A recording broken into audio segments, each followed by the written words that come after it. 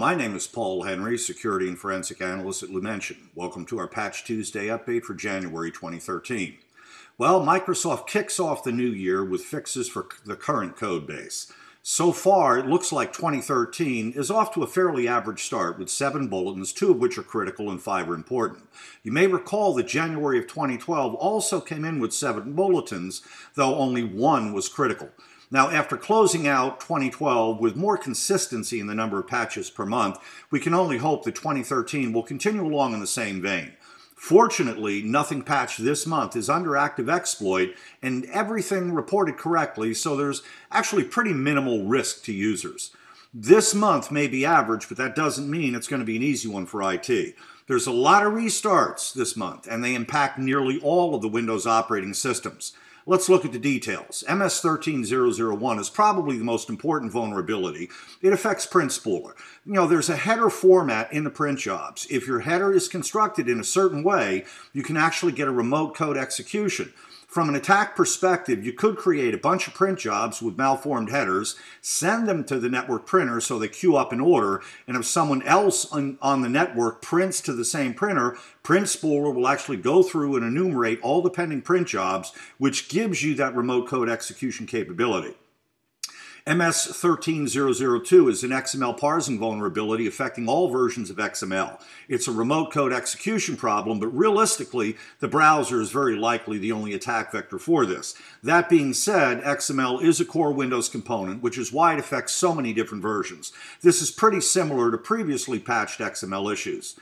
Now, other important bulletins. MS13003 is an elevation of privilege issue affecting the central update distribution service that enterprises use. It's a cross-site scripting vulnerability in the SCOM console, which Microsoft typically does update. Realistically, attackers would need to know the admin, get them to follow a link, and do it at a pretty specific time, which could be very difficult to do. Next would be MS13004. This is also an elevation of privilege issue affecting all versions of .NET. However, what's really interesting here is these types of vulnerabilities used to be remote code execution problems. Then a sandbox was introduced to all versions of .NET, resulting in a downgrade of the type of exploit we actually arrive at with these types of vulnerabilities. MS13005 is a Kernel-Mode driver elevation of privilege issue.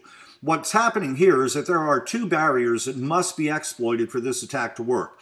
As an example, if you're using an application with a built-in sandbox such as Adobe PDF Reader, you first have to bypass the sandbox, which requires its own vulnerability, and you can then go into kernel mode to bump up your integrity level. Interestingly, this exploit only allows you to bump that level up to a middle rights user, not to administrative rights. MS13006 is an update to SSL and TLS. With this issue, when a Microsoft proprietary communications mechanism tries to communicate with a non-Microsoft mechanism, it's possible that the third party would downgrade through negotiation to SSL version 2, which is simply not as strong as SSL version 3. Fortunately, this isn't an attack that's being exploited currently. It's more of a security feature that really needed to be cleaned up in order to live up to the promise of secure SSL. Lastly, there's MS13007. This is a denial of service vulnerability that affects the Open Data Protocol. A lot of services use this. An attacker can provide very specific requests to a server that is open to the protocol using a find and replace. Now, they could state in their find and replace to replace a single A with, let's say, a million A's. Now, as the server processes the request, it would fill up its memory, effectively crashing the service, followed perhaps by the server. Now, this Patch Tuesday, Microsoft is still working on a fix for the IE 0-day vulnerability. I guess we'll either see an out-of-band patch or something next month. If you haven't already done it, please install the fix-it workaround, especially if you're running an older version of IE. The fix-it will block all known exploits, and if a new attack comes up, your browser would simply crash, which is, of course, preferable to the alternative.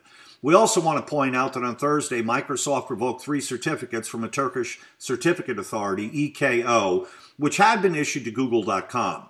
Microsoft moved them to the untrusted store, following on the heels of what Google and Mozilla have already done. If you're running anything below Windows 8, be sure to check for the updates to these certificates. If you're on Windows 8 or above, you should be safe because your certificates will automatically be upgraded.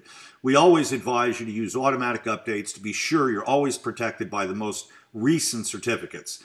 There's also an Nvidia driver issue.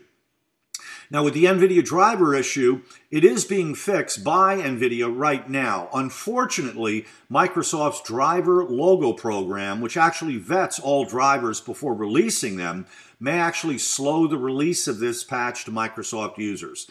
The issue does affect both Windows 8 and Windows RT.